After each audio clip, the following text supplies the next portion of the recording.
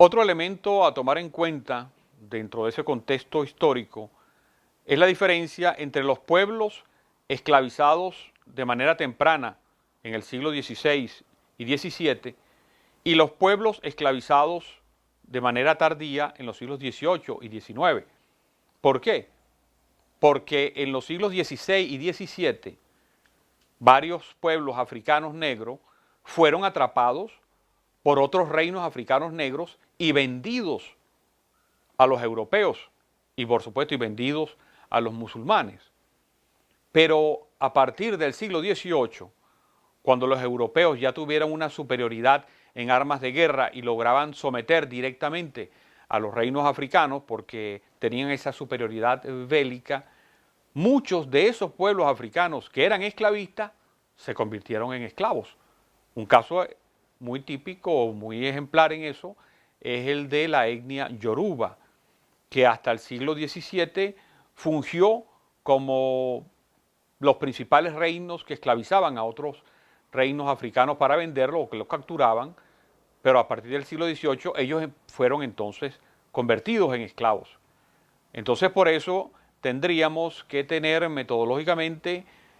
atención a la diferencia entre aquellos pueblos que llegaron entre los siglos XVI y XVII y los pueblos que llegaron como esclavos en los siglos XVIII y sobre todo en el XIX, porque en el siglo XIX la mayoría de los esclavos, de los africanos negros que llegarán como esclavos, casi no habían venido antes o habían llegado antes de los siglos anteriores en números muy poco significativos. Entonces eso va a introducir variantes importantes incluso en la conservación o no de las religiones africanas tradicionales. Esto a su vez hay que tomar como otro criterio el contacto con el cristianismo como empresa aculturadora y el contacto con el cristianismo como socios, empresarios. Es decir, cuando nosotros hablamos, y eso que estamos hablando solo de la trata atlántica, no de la trata índica, esa tiene otro tipo de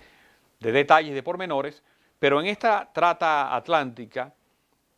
venían los cristianos europeos, compraban los esclavos o luego los capturaban ellos mismos y los traían a América. Eso fue más o menos hasta el siglo XVIII. Pero en el siglo XIX, los principales esclavistas, a partir de que Inglaterra decretó la abolición de la esclavitud, porque entre otras cosas le interesaba para el desarrollo de su sistema capitalista, a partir del siglo XIX, los principales esclavistas serán personas provenientes de Estados Unidos y de Brasil, incluso